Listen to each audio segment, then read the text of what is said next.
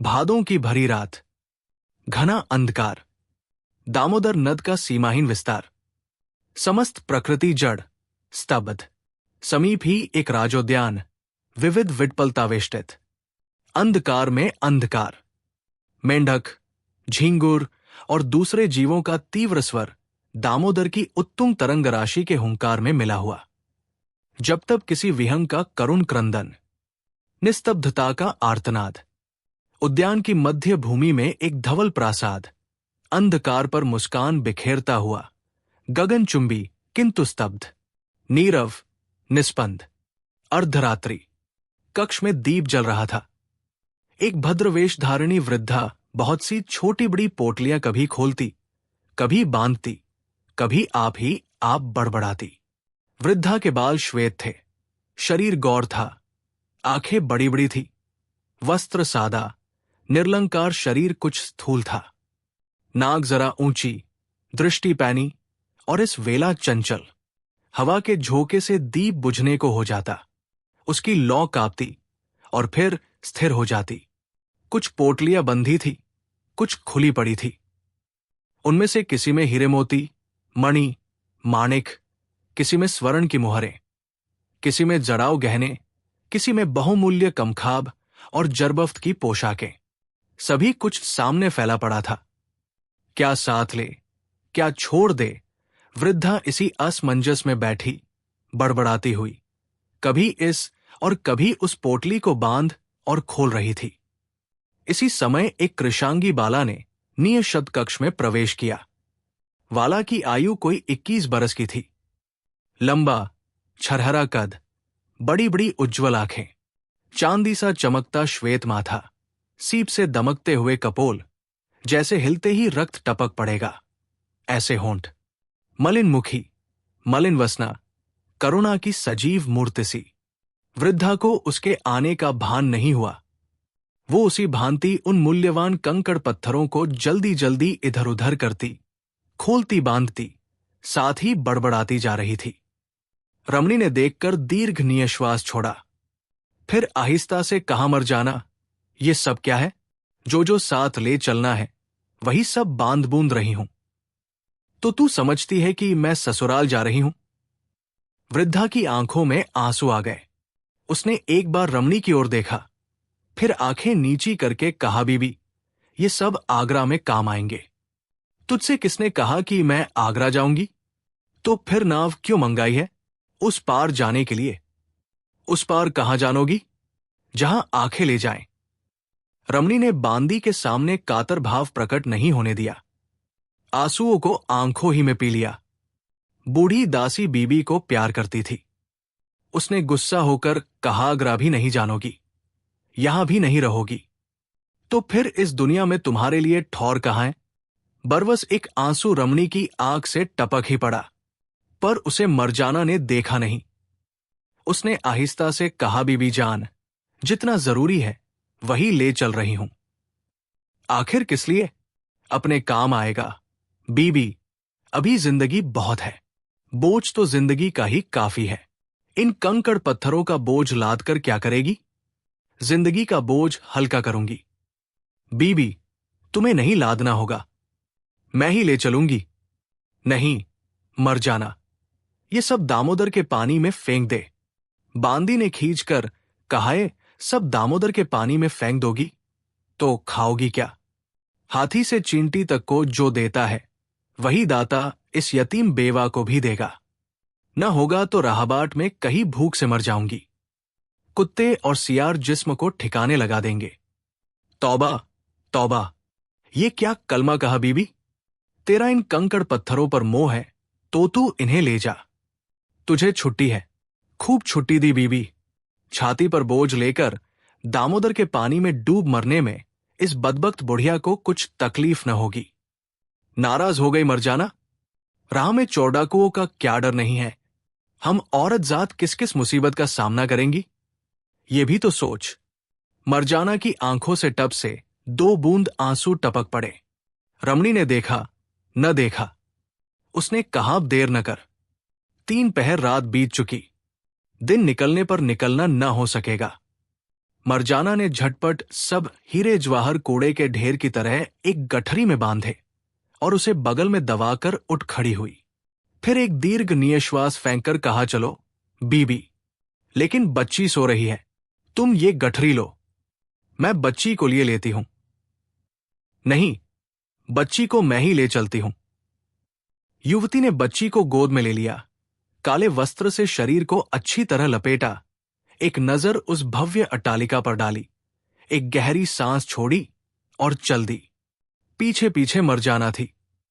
दोनों असहाय स्त्रियां प्रासाद की सीढ़ियां उतर निविड़ अंधकार में पौरी, द्वार, प्रांगण, दालान पार कर बाग के रविशों पर चलती हुई नदी तीर की ओर बढ़ चली।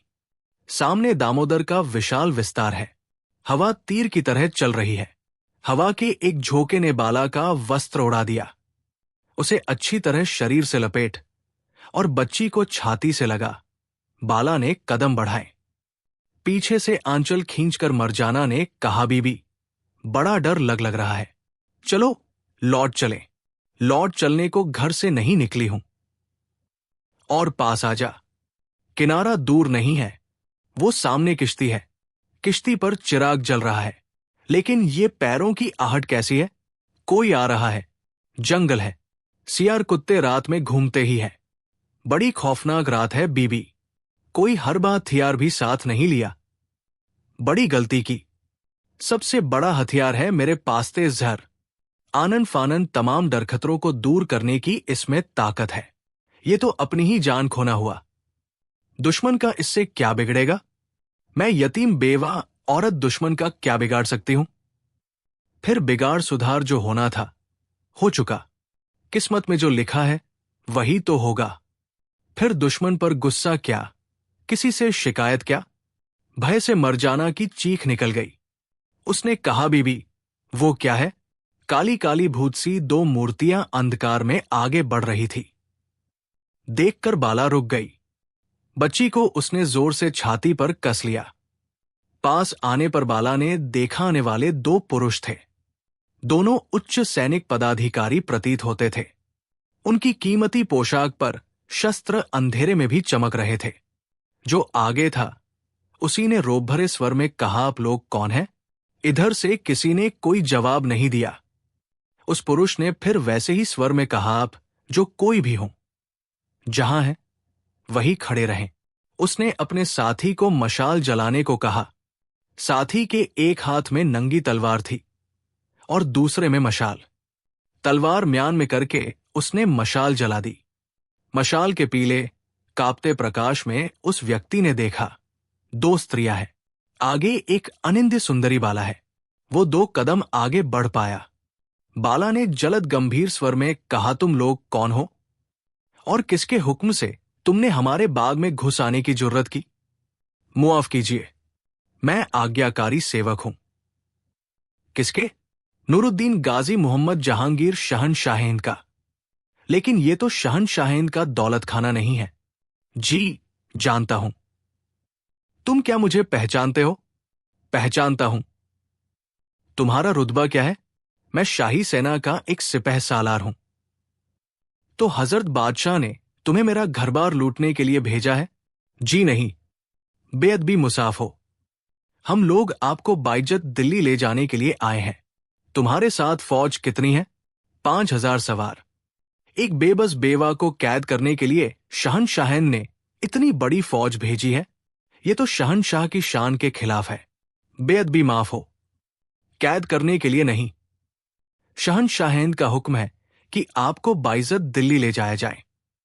लेकिन तुम तो चोर की तरह रात को मेरे महल में घुसे हो। क्या ये शर्म की बात नहीं? तुम शाही सेनापति हो, फिर भी गुलाम हुक्म का बंदा है। इसमें हमारा कसूर नहीं है।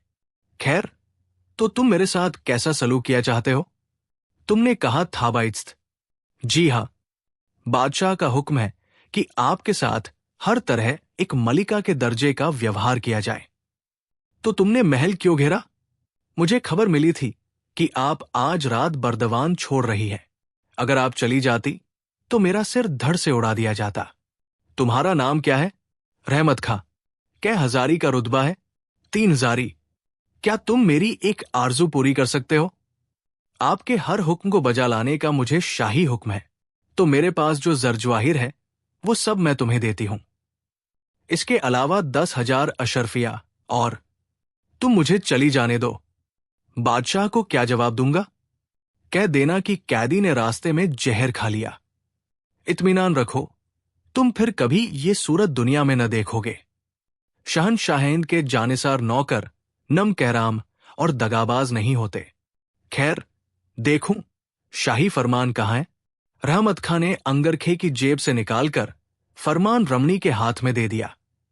मशाल की रोशनी में उसने पढ़ा। लिखा था, शेरफगन की बेवा को बाइज्जत ले आओ। फरमान पढ़कर एक वक्र मुस्कान रमणी के होठों पर खेल गई। उसने घृणा से फरमान रहमत खां को वापस देते हुए कहा है, तो मेरे नाम नहीं, तुम्हारे नाम है। जब तक मेरे नाम फरमान नहीं पाता, मैं दिल्ली नहीं जाऊंगी। आपका हुक्म मुझे बसरो चश्म मंजूर है।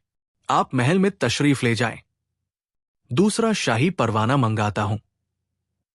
सेनापति ने झुककर सलाम किया और पीछे हट गया। रमणी क्षण भर खड़ी रही और फिर पीछे लौट पड़ी। पीछे पीछे मरजाना थी। मरजाना बूढ़ा पूरा घाघ है, झुककर मीठी बातें बनाता है, मगर नजर किस कदर सख्त है कि महल को तातारी बांदियों ने घेर रखा है। बाहर फौज का घेरा है। महल में पंछी भी पर नहीं मार सकता।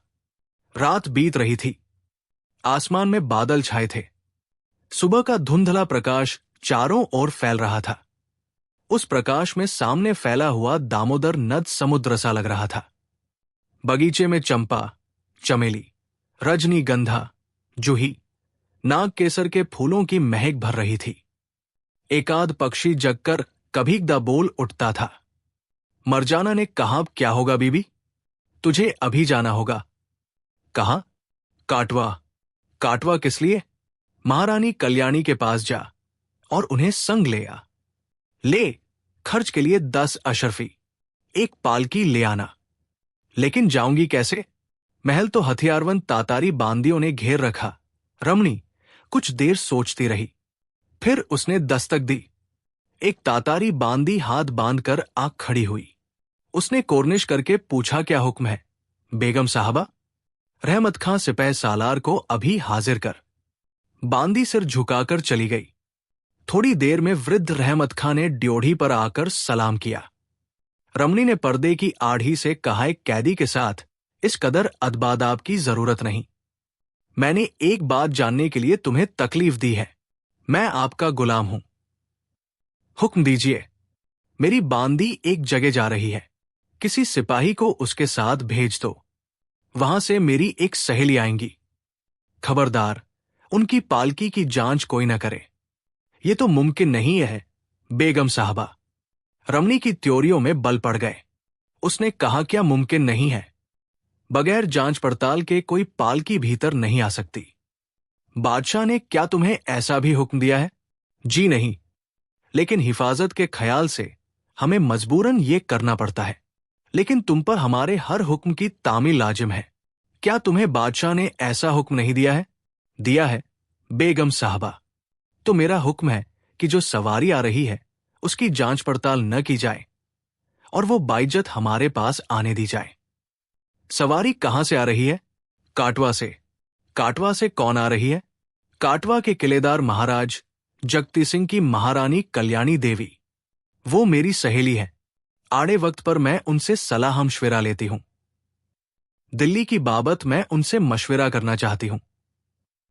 बहुत खूब, मैं खुद काटवा जाकर महारानी को साय ले आता हूं। आप आराम फरमाएं। वृद्ध सेनापति दाढ़ी में मुस्कराता हुआ चला गया। बाला ने एक दीर्घ निःश्वास खींचा। महल के झरोखे में खड़ी बाला अस्तंगत सूर्य की शोभा निहार रही थी। अमराई में आम के बड़े बड़े वृक्ष हवा के झोंकों के साथ झूम रहे थे। उन पर सूर्य की लाल किरणें पड़कर उनमें लज्जा से लाल नववधू के मुख की सी लालिमा उत्पन्न कर रही थी। पक्षी अपने घोंसलों को लौट रहे थे। किसी ने पुकारा, मेहर। आह, जो पुरुष अब दुनिया में नहीं रहा वही तो इस तरह पुकारता था। मेहर ने मुंह फेर कर देखा और वो दौड़कर रानी कल्याणी के गले से लिपट गई।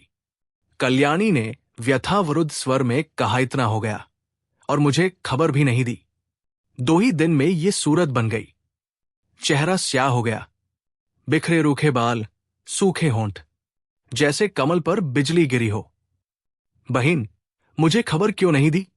मेहर के मुंह से बात नहीं फूटी। कल्याणी के वक्ष पर सिर रखकर वो फफक फकर रोने लगी। अब रोने धोने से क्या होगा?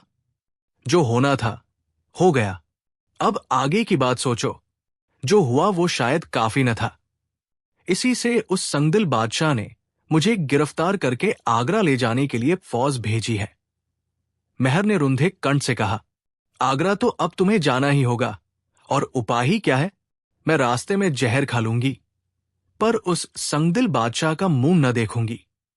रानी कल्याणी सोचने लगी। उनका मुंह भरे बादलों जैसा गंभीर हो उठा। उन्होंने कहा, कौन जाने, तुम्हारी किस्मत में शायद हिंदुस्तान की मलिका होना ही लिखा हो। आप इस कदर बेरहम न बने महारानी। मैंने बड़ी बहन समझकर इस बिपता में आपको मशविरा करने के लिए बुलाया है। मेहर, मैं भाग्य में विश्वास करती हूं। जो कुछ हुआ सब भाग्य का खेल था। अब आगे जो भाग्य में है उसे कौन मेट सकता है? तुम जानती हो कि जनतनशीन बादशाह अकबर यदि जिद न पकड़ते तो तुम शाहजादा सलीम की बीवी बनती और आज हिंदुस्तान की अधीश्वरी होती। लेकिन भाग्य बड़ा प्रबल है। उसने तुम्हारे लिए अब फिर भारत की अधीश्वरी होने का द्वार खोल दिया है। जाओ, आगरा जाओ। बर्दवान का ये पुराना महल तुम्हारे रहने के योग्य नहीं है।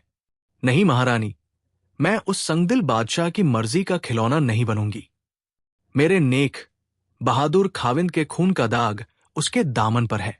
मेहर, तुम्हें आगरा ले जाने के लिए फौज आई है। अब तुम क्या कर सकती हो? रास्ते में जहर खा लूंगी, मेरी मिट्टी ही आगरा पहुंचेगी। छी छिए, तुम अपनी जिंदगी को इतनी बेकार चीज समझती हो? मरने से तुम्हारा सब कुछ नष्ट हो जाएगा और बादशाह का क्या बिगड़ेगा? नहीं मेहर, तुम्हें एक बार बादशाह के सामने जाना ही चाहिए, तो मैं उसकी छाती में लात मारकर कहूंगी तुम तीनों दुनिया के बादशाह हो। लेकिन मैं तुमसे नफरत करती हूं। तुमने एक हंसती खेलती दुनिया को बर्बाद किया है। एक मासूम बेगुनाह औरत को बेवा बनाया है। मेहर, लात खाकर भी अगर बादशाह इन चरणों को चूम ले और इनका सदा के लिए दास बन जाए तो ऐसी बात मत कहो। बहिन तो बहिन, किस्मत के दरिया में अपनी जिंदगी की किश्ती को छोड़ दो और देखो कि वो कहां जाकर ठहरती है। पहले ही से कोई इरादा पक्का न करो। जब जैसा देखना वैसा ही करना।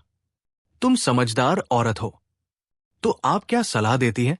आगरा जाओ और अवसर मिले तो हिंदुस्तान की मलिका बनो और ऐसी हुकूमत करो कि हिंदुस्तान तुम्हारी एक नजर से कांप उठे। बादशाह को अपने चरणों का गुलाम बनायो, लेकिन अनादर ही पायो तो बेशक जहर पी लो। मेहर निरुत्तर हो गई। वो सिर नीचा करके सोचने लगी। उसे अपनी छाती के निकट खींचकर रानी ने कहा, मेहर, भारत की अधीश्वरी होकर तुम बहुतों का भला करोगी। इतिहास में तुम्हारा नाम अमर हो जाएगा। आशीर्वाद देती हूं। जाओ, एक दिन तुम्हें सलाम करने मैं भी आगरा पाऊंगी। आगरा के रंगमहल में रूप और धनरत्न का अटूट भंडार भरा था। हीरा, मोती, माणिक कंकड़ पत्थरों की भांति समझे जाते थे। षोडशी रूपवती नवयुवतियों का वहां जमघट था। देश देश के एलची, सूबेदार, कारबरदार सालाना खिराज और नजराने के तौर पर अपने प्रदेशों की षोडशी अनिंद्य सुंदरी कुमारियों को बादशाह के हरम में भेजते रहते थे। उन्हें नाचने, गाने, सेवा करने और कसीदाकारी तथा चित्रकारी के फन में निपुण किया जाता था और तब उन्हें शाही खिदमत में ले लिया जाता था। जिन लड़कियों को शाही खिदमत करने का सौभाग्य प्राप्त होता था, उनकी किस्मत खुल जाती थी। उनका परिवार सोने और हीरे मोतियों से लद जाता था, लेकिन हरम से बाहर कदम रखने का उन्हें हुक्म न था। बाहरी हवा में सांस लेना उनके लिए निषिद्ध था।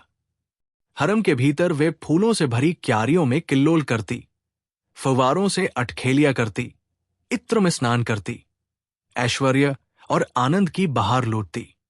परंतु हरम से बाहर निकलने पर खूंखार कुत्तों से नुचवा डाली जाती थी। यही सजा उनकी भी थी, जो किसी मर्द से बातें करती या हंसती बोलती देखी जाती थी। शाही हरम के सभी रंगढ़ंग निराले थे, जहां अकेला बादशाह स्वतंत्र था और सब लोग उसकी इच्छा के दास थे। हरम का प्रत्येक कक्ष अतिशय भव्य होता था और ऐश्वर्य और विलास की सामग्री से भरपूर रहता था। वहां बादशाह की चहेतियां यद्यपि बंदिनी का जीवन व्यतीत करती थी, परंतु वे बड़े ठाट-बाट से मलिकाओं की भांति रहती थी। हीरा, मोती उनके लिए कंकड़ पत्थर के समान थे, लेकिन ये सब ठाट-बाट तभी तक रहता था जब तक उनका रूपयौवन उभार पर होता था। रूपयौवन के ढलान पर उनका जादू खत्म हो जाता था और उनकी कोई पूछ न रह जाती थी। मेरुन्निसा आगरा पहुंची, लेकिन बादशाह ने उससे मुलाकात नहीं की। उसने उसे हरम के एक साधारण कक्ष में रहने की आज्ञा दी और उसे अपनी माता की सेवा में नौकर रख दिया। मेहर यद्यपि बादशाह से अत्यंत रुष्ट थी, पर उसे उससे ऐसे निष्ठुर व्यवहार की आशा न थी। उसके भावुक और गर्वीले हृदय को इससे ठेस पहुंची। उसे वे दिन भूले नहीं थे जब बादशाह शाहजादा सलीम था और उसने उसके प्रति प्रेम में अंधे होकर कितनी विकलता प्रकट की थी। वो ये भी जानती थी कि उसी को प्राप्त करने के लिए बादशाह ने उसके प्यारे पति को मरवा डाला और उसे सेना भेजकर आगरा बुलाया है। लेकिन आगरा आने पर उसके साथ ऐसा व्यवहार, उसकी ऐसी उपेक्षा, उसने बादशाह की आज्ञा मानकर राजमाता की सेविका होना स्वीकार कर लिया, पर माहवारी मुशाहरा लेने से इनकार कर दिया। उसके पास काफी धन था, उसमें से बहुत सा उसने बांदियों को बांट दिया और स्वयं एक प्रतिष्ठित विधवा की भांति रहने लगी। वो अपने कक्ष की बारादरी में, जो राजमहल के बाग के सामने पड़ता था, कीमती ईरानी कालीन पर जरदोजी की मसन पर बैठकर हुक्का पीती। उसकी जवाहिरात से जड़ी हुई सोने की मुनाल उसके सुंदर मुख में लगी रहती। उसने चुनकर सुंदरी दासियां अपनी सेवा में रखी थी। वे हर समय उसकी सेवा में उपस्थित रहती, पर वो बहुत कम उनसे सेवा लेती। वो उन्हें सखियों की भांति खूब ठाट से सजाद जाकर रखती। यद्यपि वो स्वयं सादा वेश में रहती, पर अपनी दासियों को हीरे मोती और जराऊ पोशाक में सजाए रखती थी। वो अरब से लाए हुए बहुमूल्य इत्र गुलाब का खास शौक रखती थी। उसके चारों तरफ का वातावरण निहायत खुशनुमा रहता था, परंतु उसका हृदय उदास रहता। वो बहुधा फारसी के प्रसिद्ध कवि हाफिज का एक शेर गुनगुनाया करती, जिसका भावार्थ यो था: पछवा हवा का एक झोंका वातावरण को सुरभित कर देगा और तब पुरानी दुनिया नई में बदल जाएगी। परंतु उसके इस बंदी जीवन के दिन बीतते चले जा रहे थे, पर उसके निराश जीवन में न पछवा का वह झोंका आता था और न उसकी दुनिया बदलती थी। कलमी तस्वीरें बनाकर और कसीदाकारी का काम करके उसने अपनी आजीविका चलाना प्रारंभ किया। शीघ्र ही उसके हाथ की बनी वस्तुएं दिल्ली और आगरा में ऊंचे मूल्य पर बिकने लगी। राजधानी में इन वस्तुओं का बड़ा महत्व हो गया। दिल्ली और आगरा की ऊंची घराने की महिलाएं और अमीर उमरा मेरुन्निसा के हाथों से रेशम पर बने चित्रों और कसीदों के प्रशंसक हो गए। दिल्ली और आगरा की महिलाओं में उसने एक नए फैशन और सुरुचि का प्रसार किया। जिस जिससे उसका संपर्क हुआ, उस पर उसने उच्च चारित्र्य संबंधी प्रभाव डाला, परंतु उसकी आशाएं मुझी रही थी। वो चिड़चिड़ी हो गई थी और शीघ्र ही क्रुद्ध हो जाती थी। वो सुखी नहीं थी। अपने बेबस बंदी जीवन को वो भार समझती थी। अपने जीवन और जीवन के ध्येय के संबंध में वो बहुधा विचार करती। वो समझती थी कि वो इस प्रकार अपने जीवन को नष्ट करने के लिए पैदा नहीं हुई है। वो उपेक्षिता थी, परंतु वो अपनी आत्मा के तेज और आह के दर्प से परिपूर्ण थी। अचानक उसने सुना कि हरम में एक ऐसी औरत आई है जो भविष्यवाणी करती है और मनुष्य के भाग्य के रहस्यों को बताती है। उसने उसे बुलाया। रमाला बुढ़िया बहुत बूढ़ी थी। उसके बाल सन के समान सफेद थे। इस उम्र में भी उसकी दृष्टि सतेज थी। शेरवगन की विधवा को देखते ही उसने अपने दोनों दुबले पतले हाथ ऊपर उठाए और दोनों हाथों की उंगलियों को परस्पर उमेटते हुए विक्षिप्त सी मुद्रा में असंबद्ध शब्द कहने आरंभ किए। वे शब्द बड़े प्रभावशाली थे। मेरुन्निसा ने कुछ कुछ भीत मुद्रा में कहा, बड़ी भी, तुम्हारी इन बातों का मतलब क्या है? मैं अपने भाग्य और भावी जीवन के संबंध में कुछ जानना चाहती हूं। क्या तुम मुझे इस संबंध में कुछ बता सकती हो? यदि नहीं बता सकती तो ये लो और यहां से चली जाओ। ये कहकर उसने उसके हाथ पर सोने की एक मुहर रख दी।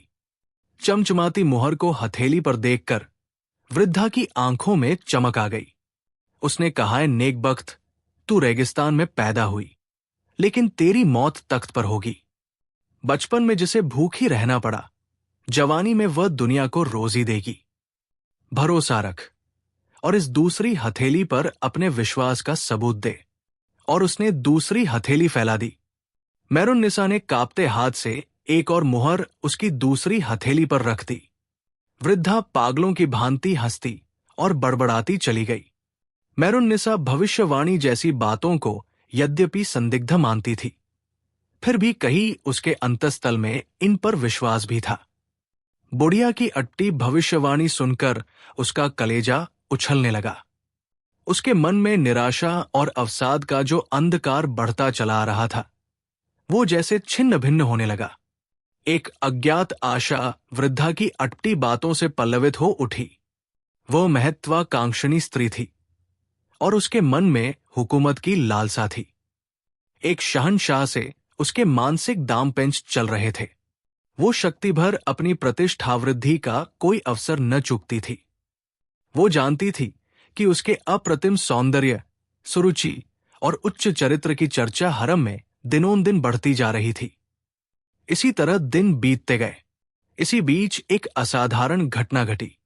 एकाएक ये अफवाह फैल गई कि एक अत्युच्च अमीर उससे प्रेम करता है और उसने उससे विवाह का प्रस्ताव किया है, जिसे मेहर ने स्वीकार कर लिया है।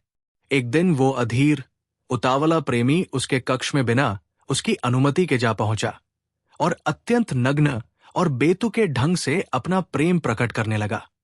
मेहर ने उसे तुरंत बाहर चले जाने का आदेश दिया, पर वो वासना का पुतला उसके आदेश की परवाह न करके उसे जबरदस्ती आलिंगन करने को बढ़ा। मेहर ने सिंहनी की भांति उछलकर अपनी कटार मूंछ तक उसकी छाती में भोंक दी।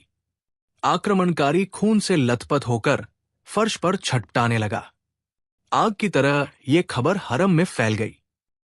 पूर्व स्मृतियां दोनों तरफ हृदयों को आंदोलित कर रही थी। बादशाह जब युवराज थे और मेहरुन्निसा नवयुवती थी, तभी दोनों का प्रथम साक्षात्कार हुआ था। उन क्षणों की झांकियां मधुर स्वप्न की भांति दोनों की आंखों में छा जाती थी। उस समय सलीम की आयु 26 बरस की थी। उसे युवराज का पद मिल चुका था।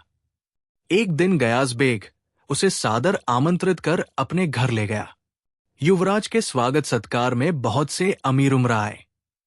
नाच गाने हुए, मनोरंजन की अनेक व्यवस्थाएं की गई। ठाटदार दावत हुई। जब जश्न खत्म हो गया और बाहरी मेहमान विदा हो गए, तो एकांत कक्ष में शाहजादा को ले जाकर बैठाया गया। शराब के जाम पेश किए गए और रस्म के मुताबिक घर की महिलाएं शाहजादे के सामने सलाम करने को हाजिर हुई। उस समय मेहरुन्निसा की आयु केवल 14 बरस की थी। उसने भी नीची आंखें किए उठकर शाहजादे के सामने आकर कोर्निश की। सुर्ख सफेद रंग, ताजा काश्मीरी सेब के समान मुख, उज्जवल हीरे के समान दमकती आंखें, अर्धविकसित यीवन, फूलों के ढेर के समान शरीर संपत्ति, साचे में ढला एक एक अंग, तिस पर लज्जा, भावुकता, सुकुमारता, भोली अलहड़ता। सलीम ने देखा, आपा खो दिया। वो उसे अपलक देखता ही रह गया।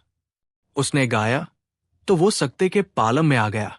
उसने नृत्य किया तो उसे अपने प्रासन पर बैठे रहना दूभर हो गया। शाहजादे की जलती हुई नजरें जब उस मुग्धा पर पड़ रही थी, अकस्मात ही उसका दुपट्टा हवा के एक झोंके से उड़ गया और सलीम की आंखों में सौंदर्य के जादू का समुद्र लहरा उठा। शेष समय वो खामोश बैठा रहा।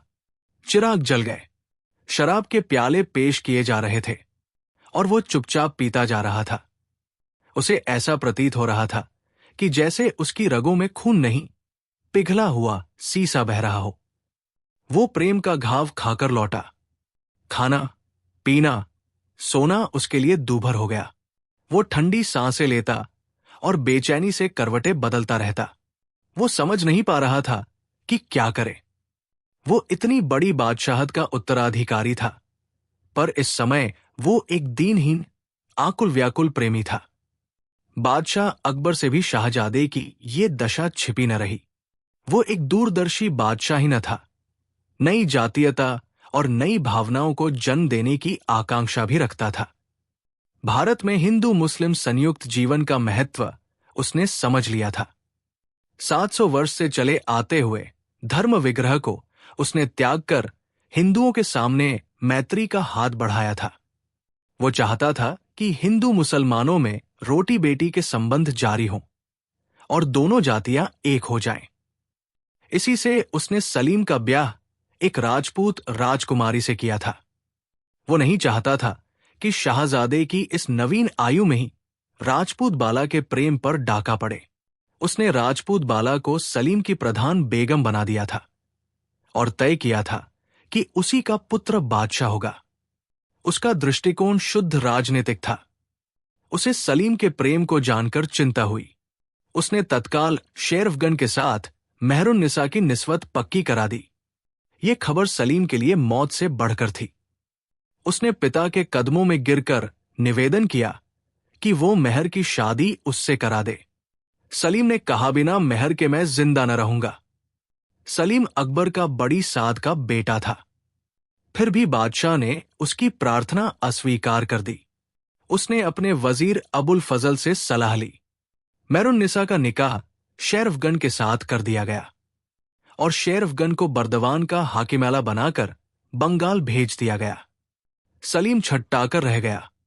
उसी क्षण से वो अपने प्रतिद्वंद्वी का जानी दुश्मन बन गया। अपने पिता बादशाह अकबर के प्रति भी वो उद्धत और क्रुद्ध हो उठा। उसने पिता से विद्रोह किया। जिस समय अकबर दक्षिण में असीरगढ़ के किले का मुहासिरा कर रहा था, सलीम ने इलाहाबाद में अपने को बादशाह घोषित कर दिया। इस सलीम की आयु 33 बरस की थी। अकबर का साम्राज्य अब सुसंगठित हो चुका था और साम्राज्य की वार्षिक आय 17.5 करोड़ रुपयों के लगभग थी। जिस अबुल फजल ने अकबर को मेहर की शादी शेरफगन से करने की सलाह दी थी, उसे भी सलीम ने ओरछा के राजा बीर सिंह बुंदेला के हाथ से मरवा डाला। अकबर इन सब बातों से सलीम पर एकदम अप्रसन्न हो गया। बादशाह का एक पुत्र मुराद अत्यधिक शराब पीने से पहले ही मर चुका था और अब दूसरा दानियाल भी शराब पीने से मर गया। तब बेगमात के कहने सुनने से उसने सलीम को क्षमा कर दिया। अब वही उसका इकलौता उत्तराधिकारी था। यद्यपि वह भी अपने भाइयों के समान शराबी था, परंतु उसकी आयु शेष थी। उसके भाग्य में बड़ी बड़ी ऐतिहासिक घटना का केंद्र होना बदा था। बादशाह अकबर और अधिक दिन जीवित न रहे। सलीम के विद्रोह के 3 वर्ष बाद ही उनकी मृत्यु हो गई। जिस समय सलीम ने सिंहासन पर आरोहण किया, उसकी आयु 36 बरस की थी। वो एक सुंदर, छरहरे बदन और लंबे कद का आकर्षक व्यक्ति था। रंग उसका गोरा था। वो गलमुच्छे रखता था और आंखें उसकी तेज और चमकदार थी। शिष्टाचार वो खूब जानता था। स्वभाव का सरल और बातचीत में पटु था। दरबार के सब लोगों को उसने अपने व्यवहार से प्रसन्न कर लिया। अपने विरोधियों को भी उसने क्षमा कर दिया। उसकी न्यायप्रियता की शीघ्र ही लोगों पर धाक बैठ गई। जहांगीर को अब सब कुछ मिल गया था, पर मेहरुन्निसा का कांटा उसके कलेजे में अब भी कसक रहा था। मेहरुन्निसा को वो नहीं भूल सका था। उसके रंगमहल में अनगिनत सुंदरियां थी, पर वो 14 बरस की अल्हड़ मेहर, जिसका अकस्मात ही दुपट्टा उड़ गया था और क्षण भर के लिए जिसके यौवन का संपूर्ण खजाना प्रकट हो गया था, उसके दिल से दूर नहीं हो सकी थी। शेरफगन अब बर्दवान में एक बहुत बड़े बाग में आलीशान महल बनवाकर रह रहा था। वो अपनी प्रिय पत्नी के दुर्लभ अछूते यौवन का आनंद दामोदर की तरंगित धाराओं के समान ले रहा था। दोनों सुखी थे, प्रसन्न थे। मेहर के हृदय में भी सलीम की वो नजर खुप गई थी। वो कभी कभी सलीम की उस चितवन के संबंध में सोचा करती थी। उसे ये भी ज्ञात था कि सलीम उससे विवाह करना चाहता था। वो कभी कभी ये भी सोचती थी कि यदि ऐसा होता तो वो एक दिन हिंदुस्तान की मलिका बन जाती। परंतु ये सब बातें धुंधली होती जा रही थी। शेर अफगन का प्यार उसे झकझोर रहा था। वो अपने बर्दवान के महल में आनंदित थी। अपने सौभाग्य पर उसे गर्व था। इसी समय उसे एक पुत्री की उपलब्धि हुई। इस समय बंगाल राजविद्रोह का अड्डा बना हुआ था। बंगाल का सूबेदार इस समय कुतुबुद्दीन था। उसके पास एक गुप्त शाही फरमान पाया। कुतुबुद्दीन ने शेर अफगन को अपने दरबार में बुलाकर कहा, तुम पर राजविद्रोह का अभियोग है। उसने शेर अफगन के साथ कुछ ऐसा अशिष्ट व्यवहार किया कि शेर अफगन क्रुद्ध हो उठा। दोनों आपस में तलवार लेकर जुट गए और दोनों ही लड़कर मर गए। इसके बाद ही शेर अफगन की बेवा मेहरुन्निसा को आगरा ले जाने के लिए शाही फौज आई और उसे जाना ही पड़ा। 3 बरस बीत गए। इस बीच मानसिक द्वंद्व ने दोनों को आंदोलित किया। बादशाह बड़ी सावधानी से उसकी गतिविधि को देखता और अप्रकट रूप से इस बात की व्यवस्था रखता कि उसे कोई कष्ट न होने पाए।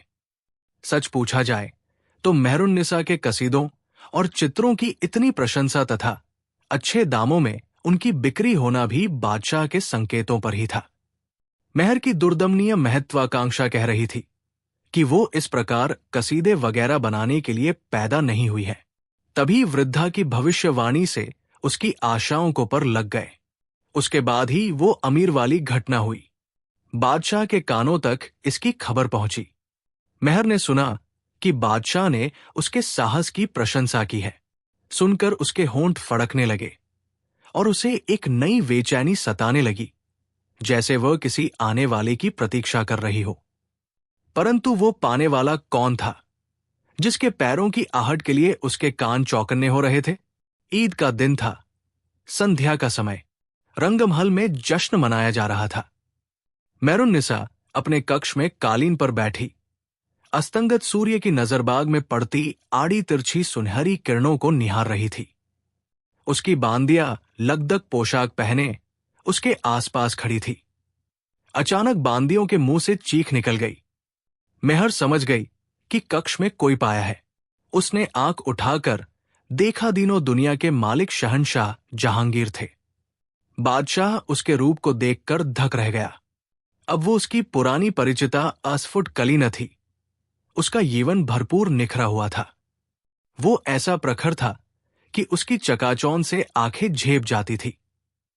मेहर ने उस समय कोई खास पोशाक नहीं पहन रखी थी। वो मसलिन की सफेद सादा पोशाक पहने बैठी थी, किंतु उसमें से छनकर भी उसका रूप अपनी अद्भुत छटा दिखा रहा था। कदाचित रत्नचटित पोशाक में वो इतनी सुंदर न प्रतीत होती। बादशाह को देखते ही मेहर हड़बड़ाकर उठ खड़ी हुई और उसने अपनी आंखें जमीन में गड़ा दी। लाज की ललाई उसके सुंदर मुंह पर फैल गई। बादशाह 2 कदम आगे बढ़े। उन्होंने उसका हाथ अपने हाथ में लेकर कहा, स्त्रियों में सूर्य के समान मेहर इस तरह बांदियों की पोशाक में क्यों है? चारों ओर रंग बिरंगी जराओं पोशाकें पहने बांदिया खड़ी थी। मेहर ने सीने पर हाथ रखकर और सिर झुकाकर जवाब दिया, बांदिया उसकी मर्जी के अनुकूल रहती है, जिसकी सेवा में वे नियुक्त होती है। ये सब मेरी बांदिया है और अपनी हैसियत के अनुसार मैं इन्हें सजाती पहनाती हूं। लेकिन शहंशाह, मैं जिनकी बांदी हूं वे मुझे जिस तरह रखना चाहते हैं मैं उसी तरह रहने को मजबूर हूं। मेहर, शहंशाह हिंद, तेरे रूप का पुजारी ये जहांगीर तेरे कदमों पर अपने प्रेम के फूल चढ़ाता है। क्या तुझे जहांगीर की सुल्ताना बनने में कोई उज्र है? मेहर ने नजर उठाकर क्षण भर बादशाह की ओर देखा और फिर नजर नीची करके कहा, शहंशाह, आपके जामे के बटन में जो लाल लगा हुआ है उससे ऐसा लगता है कि जैसे किसी पीड़ित का खून शहंशाह से इंसाफ चाहता है। बादशाह कुछ देर चुपचाप खड़ा उसे निहारता रहा। फिर उसने उसके दोनों हाथ अपने हाथों में लेकर कहा, है शहंशाहन की सुल्ताना, अब से तू ही इंसाफ की तराजू को संभाल। जहांगीर तो सिर्फ तेरी मोहब्बत का भिखारी है। और उसने उसे खींचकर हृदय से लगा लिया। मेहर ने बादशाह की छाती को आंसुओं से तर कर दिया।